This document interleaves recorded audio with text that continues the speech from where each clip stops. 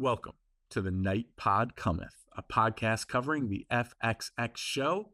It's Always Sunny in Philadelphia. I'm Jamie G, and I'm here with the co-host, Magnum Mills. We're going to see if Frankenstein wants to come out and play. Yeah, dude, and we've definitely established beyond the shadow of a doubt that Pondy is, in fact, the coolest. Like the man said, I'm Magnum Mills. This is the Night Pod Cometh, presented by Regular Dudes Watch Stuff. You can find us on social media at Night Pod Cometh and at Dudes Watch Stuff. You can find the Night Pod Cometh wherever you get your podcasts and on YouTube. Real easy to find us. Just go to nightpodcometh.com. Thanks for checking us out. Please don't forget the flaps. Follow, like, and please subscribe. All we ask, very important. So if you had fun, please remember, hit the thumb. Yeah, just go ahead if you could. Take 10 seconds to like this video on YouTube, or even better, rate the podcast. It helps us out. We really appreciate it. We'd love to hear your comments. And you absolutely must be warned right now before we get into it. Night Pod Cometh is a full-on spoiler show. All episodes of Sunny, any podcasts, any interviews, whatever. It's all fair game for discussion here. You've been warned. We're spoiling things on this here Night Pod Cometh. Oh, wow. Let's do this thing. And this is it. It's Being Frank. It is the 6th episode of season 11, originally aired February 10th, 2016. Episode was directed by Heath Collins. He's directed 10 episodes of Sunny. Episode was written by Scott Marder. Marder has been a credited writer on 25 episodes of Sunny, the most recent being A Cricket's Tale in season 12. The most notable recurring guest stars here are Lance Barber as Pondy, who is the coolest, and Artemis Padani as Artemis. Other guest stars include Shelley Desai as Huang and Lynette Dupree as Nurse. And the short plot synopsis is a day in the life of Frank Reynolds as he tries to keep up with the gang's newest scheme. Before we get into this episode, hit us with any notable callbacks, references, trivia, all that general whatnot. Right off the top, it's important to note this is actually the shortest episode of Sunny, checking in just a shade under 17 minutes. At the time, this is only the second episode not to feature the traditional opening song. The only other one was the Maureen Ponderosa Wedding Massacre. And this was inspired by Gaspar Noé's Enter the Void, which was also shot in first-person perspective. This is the first time we actually get a glimpse of people playing night crawlers. Like, it's a real thing. They're really doing it. It's not just in their heads. And Frank says when he thinks he's dying to just throw him in the trash. We've heard him say that before in It's an Always Sunny Christmas and in Frank Reynolds' Little Beauties. The title of the episode probably alludes to being John Malkovich, would have, a little bit of a kind of similar thing going on at times when you're looking in that first person perspective. And we've heard Frank call Shibuya Roll Call out before, and it was once back in The Gang Goes On Final Fight. Oh, I didn't get a good look at you before backstage. Shibuya Roll Call. Now, it is time to start, in fact, Being Frank. Yeah, given that this was the shortest episode that the show has done, we might as well just go through it in chronological order, starting with... On a Friday, we wake up in Frank and Charlie's apartment, and we are Frank. We're going to watch this episode from Frank's point of view. Frank gets a test, acting where he is. He's not quite sure what he's supposed to do, but he gets up and uses the toilet, and he attempts to pull himself together before heading out to pay. Couple things here, man. I love that it showed just how much of an absolute shithole Charlie and Frank's apartment is. I mean, it is so bad. There's such a great attention to detail here at how gross and disgusting this is. And yeah, you nailed it with the toilet. Of course, they've got two what looks to be coffee cans out, and Frank's got a line drive stream hitting him this morning as he's telling himself too much to drink last night, too much to drink last night. And he got most of it in, Magnum Mills.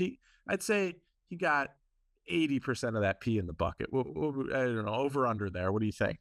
I don't know, because he had the dual stream thing going on. And just for the record, according to Cleveland Clinic, you get the dual stream when the edges of the urethra get temporarily stuck together. And that sticky situation is often caused by dry ejaculate that doesn't fully exit the urethra, which comes up the pipe. So what was Frank doing last night, you wonder? Even though he woke up alone, maybe he had some stuff going on. And yeah, when you see those coffee cans, they're right in front of their food. Like, you clearly, I think, see a couple of cans of Spam or whatever. I mean, yeah, That's taking a studio apartment to a new level right there. I did see a lot of cat food, and as you know, there's a whole routine every night before they go to bed. They got to eat the cat food, and yeah. But another thing that I really liked here was when Frank is, he's not brushing his teeth, he's gargling mouthwash, and I love just the camera work here when he looks in the mirror and it flips and you see him, and he's dyeing his little hair on the sides, and I just love where he looks and he's like, still got it. I mean, that's just so funny. He looks at himself in the mirror. And you see for a second when he kind of brushes his hair all the way out, it looks a little bit like if you've ever seen like the meme/picture of Danny DeVito as Wolverine. That's with his hair kind of all out like that. It looks a little bit Wolverine-ish. So we like that. After that, we go over to Patty's and Frank walks in. He sees the rest of the gang plotting something. Frank can't remember what he's supposed to do, and he can't even remember Dennis's name. Under pressure to recite his role in the plan, he deflects by calling Dee a bird. Dennis reminds Frank to stay behind on his walkie, which Frank left back at his apartment. If that opening scene didn't give you an idea of, shit, man, it's not easy being Frank, you start to really sense here, like he has no idea what's going on, but he fakes it, and he fakes it till he makes it here. I really like that. And of course, when all else fails, you can always call Dee a bird. Yeah, we'll talk about whether or not I like the idea that Frank is basically helpless. I'm not really super wild about that. I thought one thing that was funny, and you got it with closed caption, is like he says shook, like instead of saying shit or shoot, he says shook. That's Frank. I think it's kind of like Shibuya roll call. He's got a shh thing going, and that's kind of weird because we know that the gang does not like to be shushed. Say shit, okay? Ugh. Ew, what the hell was that? The guy that shushed us last night. Is that bugging anybody else? I've been thinking about that too. Have you been thinking about that? Have. I did love just his you start to see him kind of say how he really feels about some of the gang here. And, with Dennis, it starts with him. And listen to the vain one. He knows the deal. What's his name again? Is it Damon? No, Delroy. No, DeMarcus. Why can't I think of his name today? And I thought it was funny where, where Dee wants him to run it through all again. And he's like, the whole time, he's like, there's blueprint, pay attention. And then he's totally not paying attention. He's like, shit, didn't get it at all. And then he's like, shut up, Bird, just goes to that. And everyone laughs. And Dennis is like, yeah, he doesn't need to repeat it. He knows what's going on here. Yeah, the audio editing is really great here. How they kind of cross the inner monologue and what he's actually saying. Like when Dennis asks him about the walkie, and Frank in his head just go, nope. He's like, oh, yeah, I got it, or whatever. I think they do that a few times where they just give us this kind of like internal monologue and then cut right to him saying something that's completely opposed to what he's actually thinking.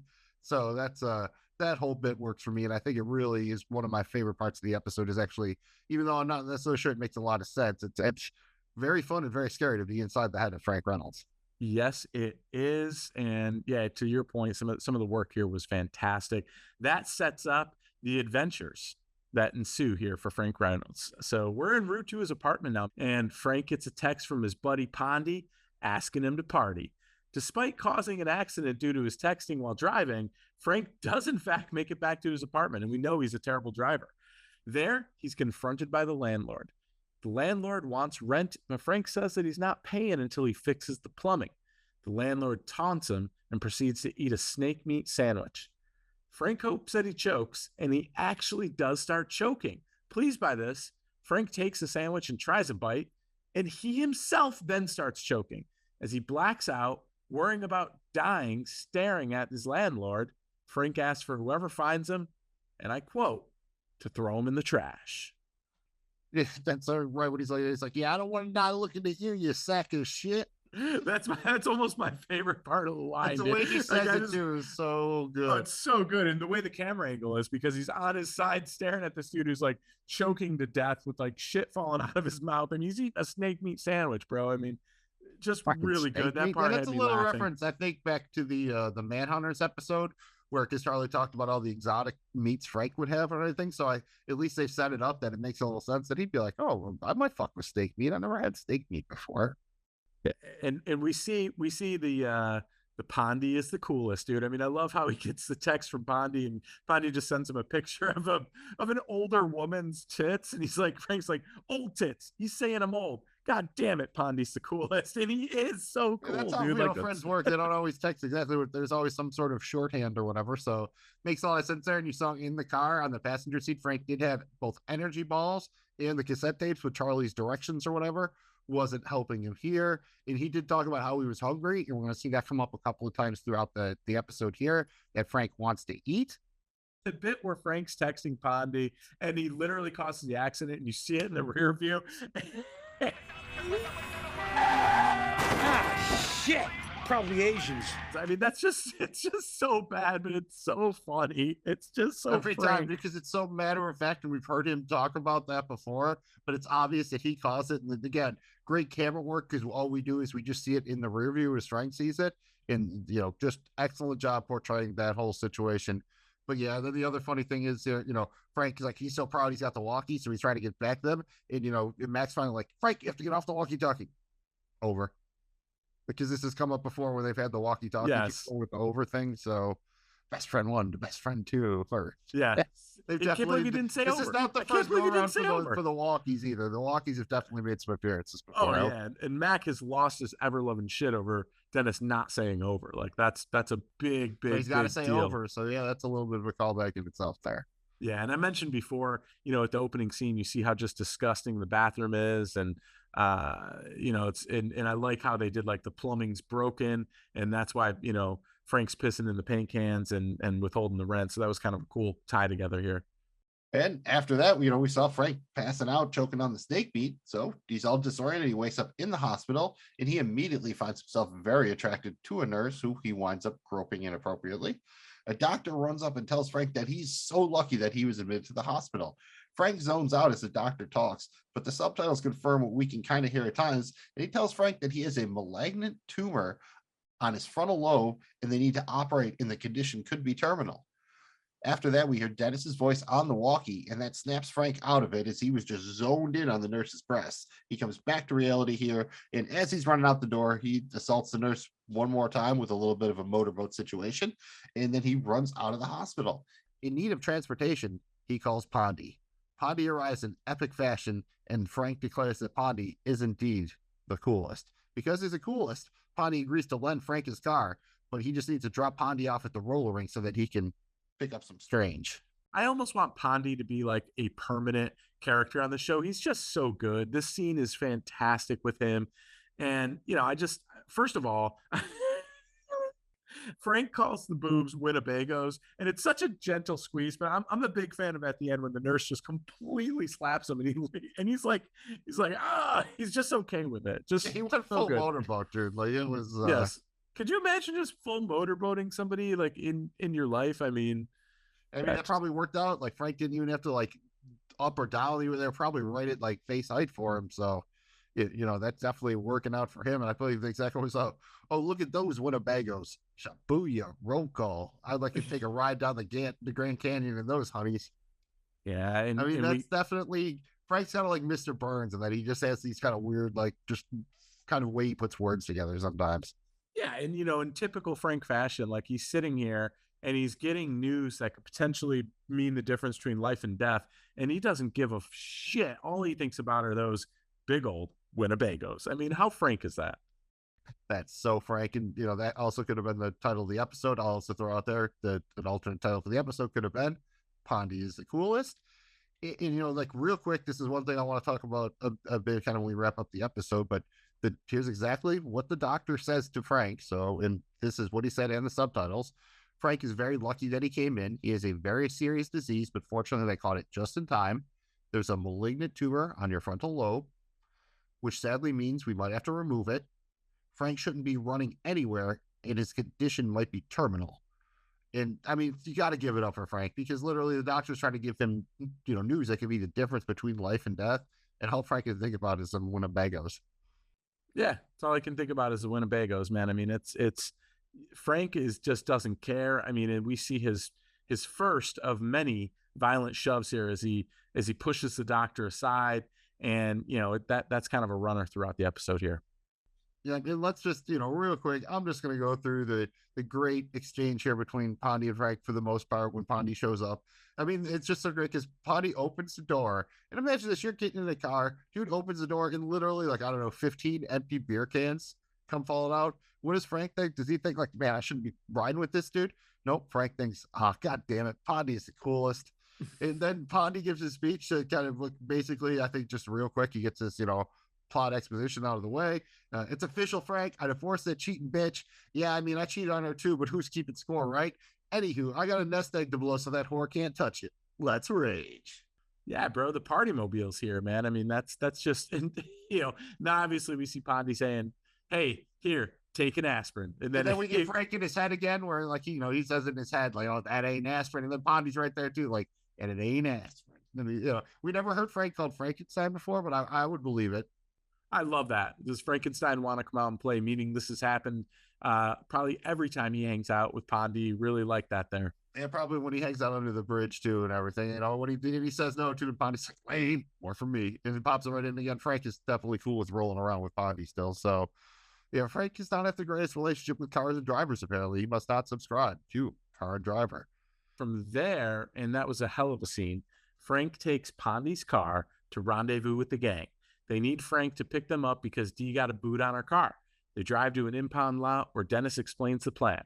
Unfortunately, Mac, well, I guess we could say lost a rug that they needed for their plan. Dee, Charlie, and Dennis run off to distract the guard, leaving Mac and Frank alone. Mac makes Frank very uncomfortable, and Frank copes by eating drug-laced dog treats that they had prepared for the guard dogs. Inspired by the drugs, Frank remembers where there's another rug that he can use. Second of three major shots fired by Frank and Dee here when he's like, a dumb bird got a boot on her car. I don't think Dee gets to hear that one, but it's a solid dig.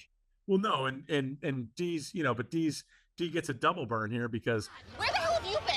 Don't blame him. He's not the one who got a goddamn boot on his car. It's classic Dennis. Yeah, it's just a great delivery. Howerton is definitely, the rest of the gang doesn't get a lot to do. Howerton does, the most with it. He's all about making plans in this season. You know what I mean? We see him just making plans everywhere, right down to the dog treats and the sleeping pills, which seemed like a good idea. But again, I think this was internal. Frank didn't say it out loud, but when he starts eating them, Mac's like, oh, those are dog treats laced with sleeping pills. And Frank inside his head, you go, tasty. I'm going to keep eating it.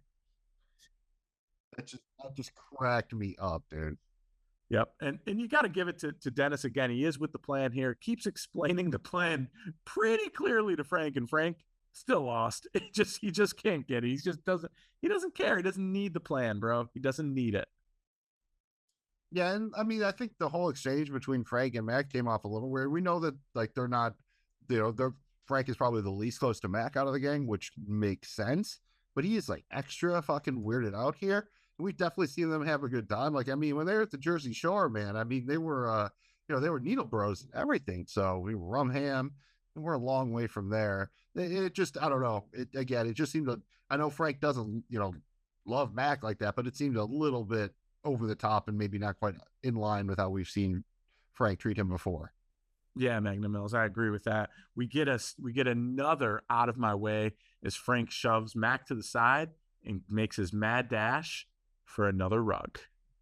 Yeah, I mean, I guess out of my way wouldn't really fit the usual way they title the episodes, but we do get, quite a few of those. Frank's is doing the Heisman here, and we go to Artemis's apartment where she and her Jewish family are sitting Shiva for her Aunt Joyce. As Artemis introduces Frank to her family, the drugs really begin to kick in. Frank notices the rug he needs is under the buffet table right before he meets Artemis's parents. He informs them that they'll have to excuse him. He's full of dog poison, and he heads off for the bathroom. I absolutely love this scene. I mean, it was like on an airplane, dude. It was like a scene you could have told me was an airplane or something. I mean, right off the bat, bro. It's over the top, and it's like machine gun jokes, basically. Yeah. I'm right from the bat. The first thing we get is Frank banging on the door, and Artemis opens. She's like, Franklin, thank you for coming. Hey, I got no time for swapping loads. I'm in the jam. Whoa, Jews. What is this? yeah, it's just loaded with a bunch of Jewish people sitting Shiva. So yeah, and give it up for Artemis being honest as shit with mom and dad when she introduces Frank. She's like, Mom, Dad, This is my part-time lover, Frank Reynolds. And that's when Frank's like, say something smart, say some, excuse me, I'm full of dog poison, rushes into the bathroom. Drugs are really starting to kick in. I mean, this is just so good here, dude. And again, I really like the camera work here as the drugs start to kick in. He's tripping out in the mirror and stuff. Pretty cool. Yeah, we'll get to the bathroom. Before we get to the bathroom, I do want to shout out and get another Shibuya roll call here. And that's Lisa. Shout out Lisa. Shibuya roll call, if you will. And if you actually look at the buffet table, Frank's going to knock over in a little bit here. There's like a bowl of chips, a bowl of dip, and like one other thing. It would have taken him about 25 seconds to move that shit off. But we'll come back to that because he's got to go do something with the dog poison. So he goes into the bathroom. He looks in the mirror, starts to hallucinate, and he starts to see Artemis. In an effort to bring himself a little bit down from his high or even himself out, he searches for uppers in the cabinet, which he finds. He grabs a pretty nasty bottle of shampoo, I think it was, from a fairly nasty bathtub situation, and then crushes the pills on the toilet seat. And it seemed like a lot. And when you see him in the mirror again, his nose is literally covered in white powder, and it's time to unleash Frankenstein. Bro, here's Frankenstein, and it's so funny when he's searching for it because I love the what they did here with this sense of urgency for Frank. Like he's in a life or death here. The drugs are kicking in. Need an upper, need uppers. You know, he's just telling himself over and over again as he searches for him. And yeah, it cracks him up, snorts it. He goes crazy here.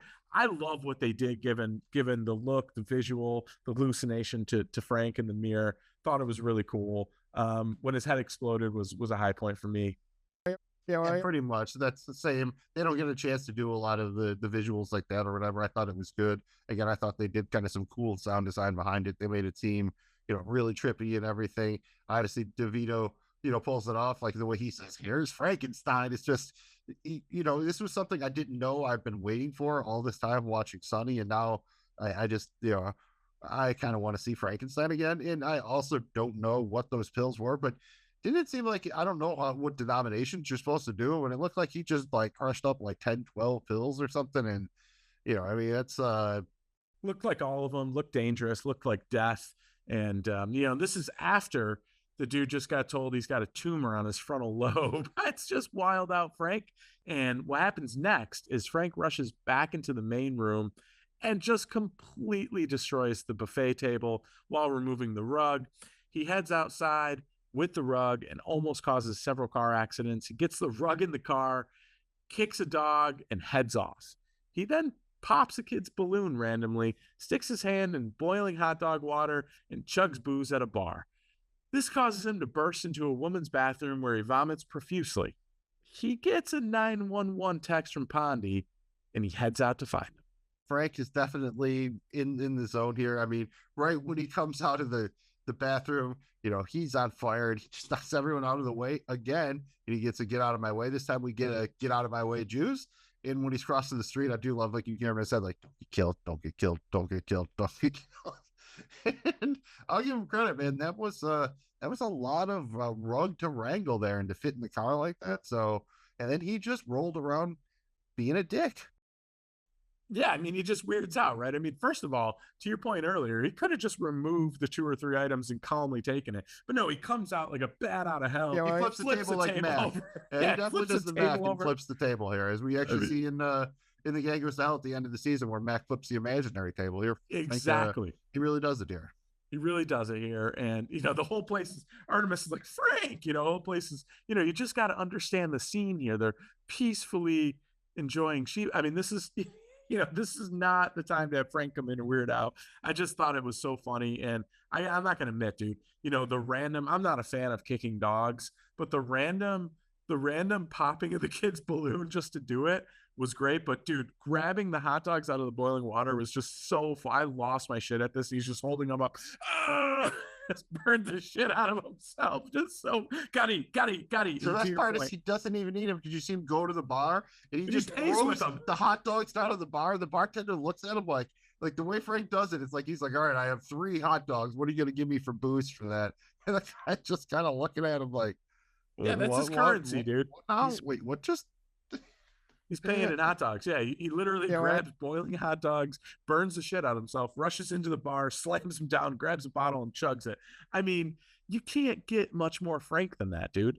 It's just DeVito's surely so there's good an here. easier way to get a red right hand. That's all I'm saying. Like, you don't have to stick it in boiling hot dog water. Just there's got to be a better way. And also, just shout out to that lady who was just chilling, taking a pee in the bathroom. Frank comes just barging in and just yeah, dude. That's even if you're just a regular, like, you're in there, you're in your private space, dude. And this dude comes, and I mean, she gets up and Frank's vomit misses her by about a half a second. So, you know, shout out to her too with the quick reaction there and the quick twitch to get off the can real fast.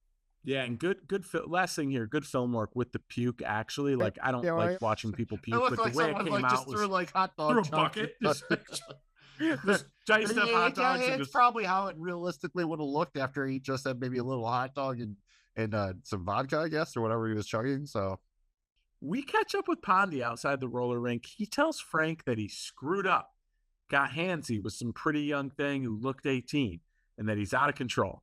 Pondy gets a gun out of the glove box and seems ready to die. But Frank talks him out of it. A group of men pull Pondy out of the car and start beating him up. Frank gets out of the car, confronts the men before getting knocked out.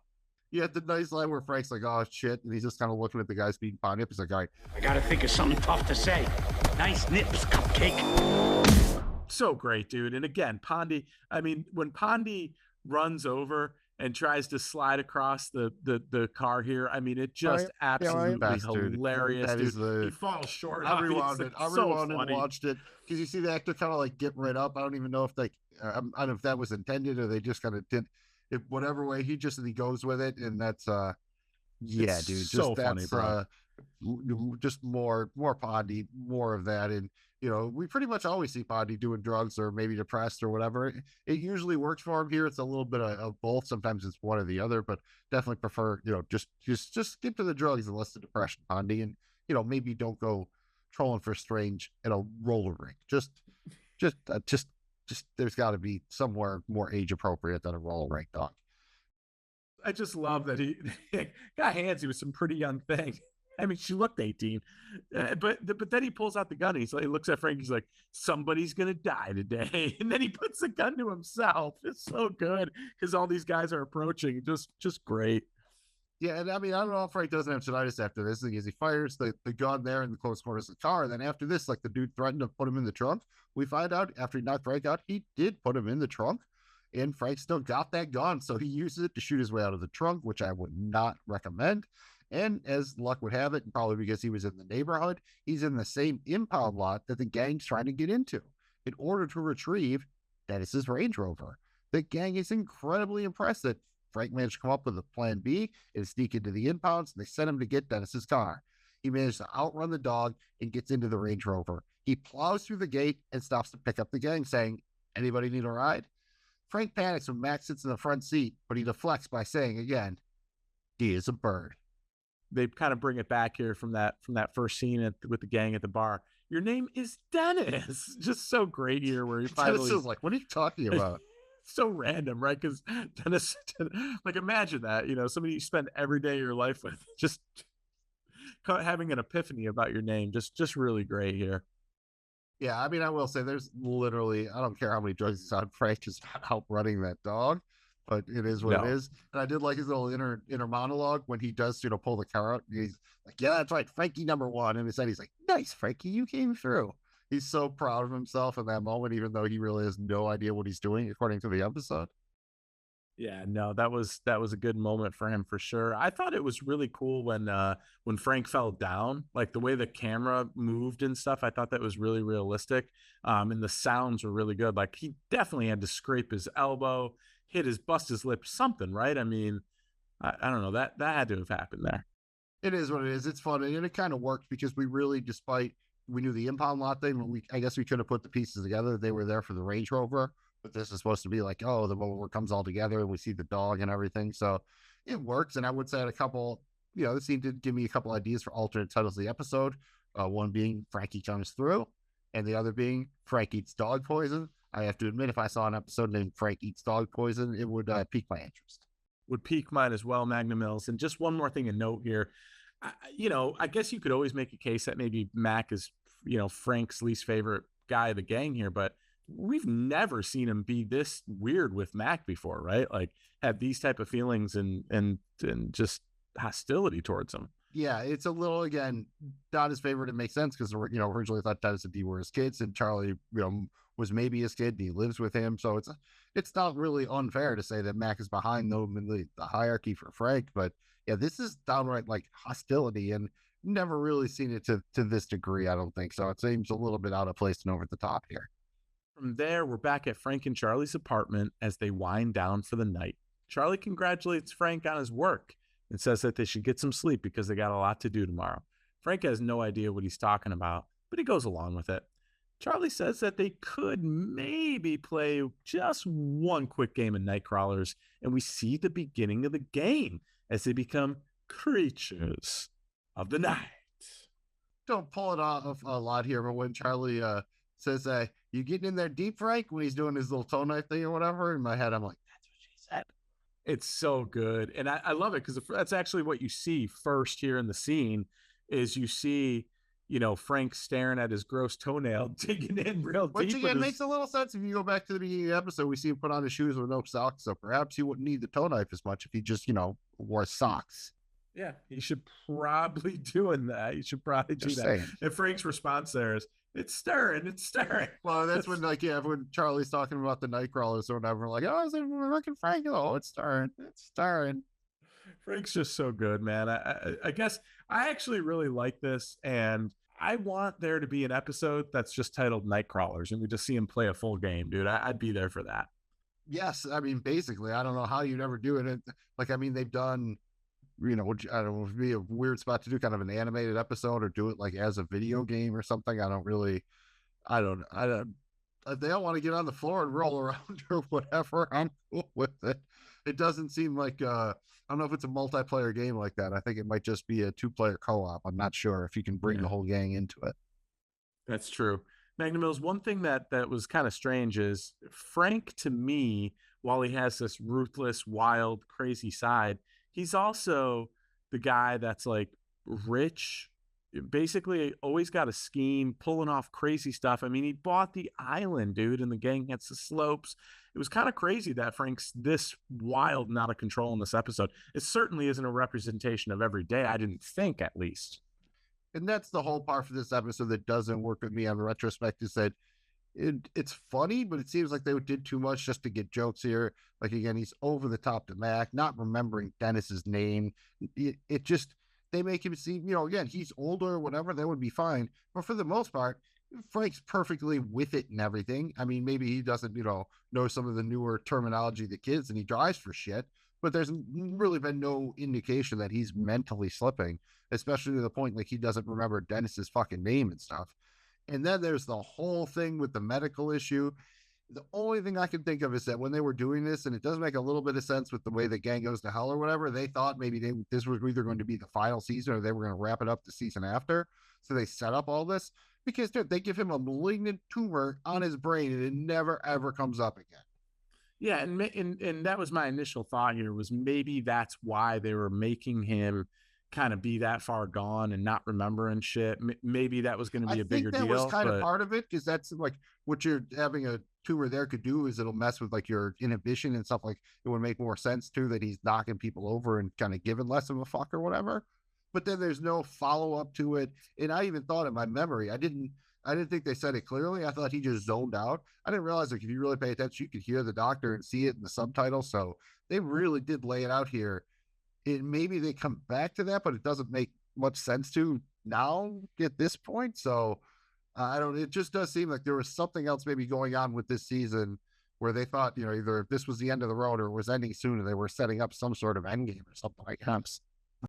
Yeah, those were definitely two things I didn't like here. And like you said, maybe they didn't know that they were going to do 12 and 13 and so on and so forth here. So, but Magnum Mills, I think it's time to hand out some hardware, baby. Let's go ahead and start with our favorite piece of dialogue from this episode. For me, I gotta go with the dude, Pondy. He's just my guy. He's so cool. You could almost pick any of them. But for me, it's when he pulls up and he kind of lays out his the whole background here with Pondy to Frank, and he goes, "It's official, Frank. I divorced that cheating bitch. Yeah, I mean, I cheated on her too, but who's keeping score, right? Anywho, I got a nest egg to blow, so that whore can't touch it. Let's rage!" Just so good, so funny. Pondy sets the whole scene here for Pondy's backstory, and what else can you say? He's the coolest. And if you've ever had to, go party with somebody who was recently getting divorced or broke up or something, I mean, it's wild, kind of par for the course. And I'm going to say right there at the end of that scene, Pondy, I need the car. Solo. Roger Dodger. I'll just drop myself off at the roller rink, get some strange. Hop in, baby. Pondy is the coolest. and you get the old school shifter up top and everything, and the beer cans it's just so, it's all that for Pondy. So that brings us to our favorite scene or moment. And I went back and forth this a little bit because I wanted to just take Pondy, but I didn't want to go overboard with it. So I'm just going to go with the scene with Frank in the bathroom because that was just cool. And it's a little bit different than Sonny they've never really done something like that before. Maybe they never will. I just enjoyed that whole thing, the visuals, the sound design, the way DeVito played it. That all worked for me. So yeah, it was really cool. I almost wish they would have did that back when Charlie's dressed up like the Green Man and Frank did acid and gave some to Charlie. Like that would have been cool to do that too there. But mine was, I was going to do the opening scene, but I realized I did the cold open on, a couple of episodes this season. So I'm going to do the conglomerate of that whole scene when he first gets to Artemis, the bathroom scene, but then I'm going to really focus on that last scene when he busts out of the door. He's full blown on the drugs. Out of my way, Jews. He's flipping over tables. He's taking the rugs. He's almost dying playing, crossing chicken on the road, and cars almost hitting him, and then he just reaches in with the boiling water for the hot dogs. Like this whole scene had me rolling on the ground. It was so funny, dude. So good. And then he just slaps hot dogs down on the bar like he just threw down a $100 bill and takes a bottle and chugs it. I mean, just classic Frank. Super funny scene there. But yes, to your point, all the Pondy scenes were my favorite. Yeah, and I mean, it sounds like the Frankenstein scenes were probably your favorite, really. But we got to pick our 5-star man or woman. What we're going to do here is, in this case, because we didn't get the usual role for the whole gang here, was that Frank heavy episode. So anybody in the episode can be one of our star people. We go from a 1-star person who's kind of the lowest rank to a 5-star person up at the top. Jamie G, you can start us off with your 1-star person. For me, Magnum Mills, it's Mac. He really messes up with the rug. Just throwing it over. That was just so stupid. He lets Frank eat the dog lace pills, and he just really doesn't have much of use in this episode. And he's kind of just there. And then of course Frank just completely hates him. So he's my 1-star man here in being Frank. And mine was pretty easy. I'm going to go with Cupcake for better or worse. Like, he's a dude that Frank can't think of anything to say, so apparently he's got nice nips. But, dude, just one shot, red right hand, right to the grill, knocks Frank out one shot. I think that's worth at least 1 star there. And for my 2-star person, I'm going to go with Artemis.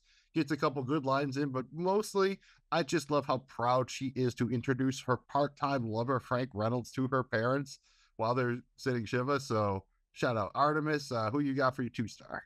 Great spot for Artemis there. Really thought about putting her there. I'm going with Dennis for my 2-star here. I am a Dennis Reynolds man. Okay. I love Dennis Reynolds, but he didn't get a lot to work with here. But what he did, I thought it was absolutely funny. He was the guy with the plan. He had some great one-liners, great timing with shitting on D. And Dennis earned his way into the list here at number 2 for me. All right, and it moves on to our 3-star man or woman, and I'm going to go with the titular Frank Reynolds at number 3. Jamie G, who you got? I'm going with Charlie at number 3. Again, Charlie didn't get a ton to work with here, but I really like the end scene with the night crawlers and, his line to Frank, really digging in good there, aren't Frank? Like just really funny. So Charlie worked his way here to my 3-star man. I'm always generally there for Charlie. Wasn't a heavy Charlie episode by any stretch, but I enjoyed Night Crawlers at the end. That brings us to our 4-star man or woman. And I will say that while Charlie was my favorite member of the gang, not going with him here, I'm going to go with my 4-star man, Frankenstein. Because, dude, when he comes out in Frankenstein mode, almost as good as it gets at the episode, you called it out. So my 4-star man is specifically Frankenstein. Yeah, Frankenstein is certainly worthy. My 4-star man is Frank. All the different sides of Frank. I mean, the episode is being Frank. It's all about Frank. He almost worked his way up into my 5-star. I'm keeping him at 4. He's just so good throughout this whole thing and all the different phases, from waking up hungover to being, full-blown Frankenstein, to shoving people over, to feeling, the Winnebagos. I mean, he's just great throughout the entire episode. We don't get a lot of this much Frank. I'm going to enjoy it. I'm going to cherish it. And I'm going to be Frank. He's my 4-star man. I guess we could have called the episode Shibuya Roll Call as well, but I guess that means we're both going to have the same 5-star man, the one, the only, the myth, the legend, one William Ponderosa, dude. Is it because he's the coolest? He is absolutely the coolest. I mean, how can we not hang with Pondy here, dude? Pondy, every scene he's in, he absolutely crushes. He is so funny. He makes the episode, in my opinion. Just can't get enough of Pondy, this version of him. How can he not be the 5-star man? Yeah, same over here. Shout out Lance Barber, the actor. I want Pondy back, and I want the lawyer back. And that it's ironic because in this season 11, you get an episode with Pondy and the lawyer when the last time we saw him. So I do miss the lawyer. I'm there for it all the way. It's that time here, baby, where we got to break out our wallets and grade this thing on a grading scale of 0 to 100 Patty's bucks, with 100 being the absolute best. We got to give this thing a rate, man. I will go first. I'm going to give this a solid 85 Patty's bucks. This to me is great. It's hilarious. It's very funny. I'm probably a little low on it. I always kind of go low, but I just can't get over the weird out with Frank, with the whole medical thing, and like how he's just a complete disaster. Like, how does he pull off all the shit he pulls off? How did this man earn unlimited money to be able to do whatever the hell he wants in his life? Just didn't add up for me. But damn, was this not a funny, hilarious episode? We'll rewatch it a million times. You know what, Magnum Mills? 85 isn't enough. I talked myself out of it. I'm going 89 Patty's bucks. Wow, he comes in late. Like he must have had a little bit left on the Dave and Buster's card. And I'm struggling with this one because I like the concept. I like the way they executed it. I like the jokes. But it is also an episode that features almost, the rest of the gang is pretty minimalized here. It's the shortest episode in the series, so that's just less time and stuff to do. And the fact that I think Frank acted out of character in a couple of ways, most notably his treatment of Mac, and the fact that he doesn't remember Dennis's name and he can't remember what's going on. And I don't buy you that. You throw in the medical shit or whatever. I have to dock it enough so I get it down to a 79. I can't quite put it in that 80 range. It's got too many problems with it, but the jokes landed. It's Pondy as far as it's probably a top 5 guest character appearance, kind of, where we get kind of one of the side characters. Pondy in this is one of my favorite versions of that we've had the whole series. There's a lot to like here, but again, you can't give Frank a brain tumor and just drop it. You can't make Frank hate Mac and never really allude to it again to that level, and you can't make Frank an idiot. So that just, those parts didn't work for me. So, but again, I laugh enough, not going to kill it. And it is short. So while that could be a detriment because you probably could have put another plot line in or something, it moves fast enough that it doesn't overstay its welcome. So 79 Patty's bucks. Hey man, 79 Patty's bucks is still enough money to buy a whole lot of Coors Light at your favorite Patty's pub. This was fun, dude. I love this one. It's to me, I can rewatch it a bunch. It never gets old. We want to thank you guys out there for checking us out, making the Night Pod Cometh part of your daily fiber, always commenting, liking, subscribing, all that good stuff. We really appreciate it. We fox with it heavy. We'll be back soon to cover another episode from season 11. Magnum Mills, he's about to tell you where you can find all of our other free content. And it's also important that you have been checking out the Night Pod Cometh. You can find us on social media at Night Pod Cometh. You can find us wherever you get your podcasts, on YouTube and at nightpodcometh.com. We are presented by Regular Dudes Watch Stuff, also on the YouTube. on the social media at Dudes Watch Stuff, wherever you get your podcast. Thank you very much. And thank you for remembering the flaps. Follow, like, and please subscribe. It's all we ask. If you haven't done so yet, please hit that thumb. We really appreciate it. This has been the Night Pod Cometh. I'm Magnum Mills. He's Jamie G. And thank you for being a fighter for the Night Pod Cometh. We go to sleep, or we could play one quick game of Nightcrawlers. Nope. You down for that? I knew you would be. All right, let me get the blanket. Okay. Darkness falls, and magic stirs. It's stirring. As we become the creatures of the night.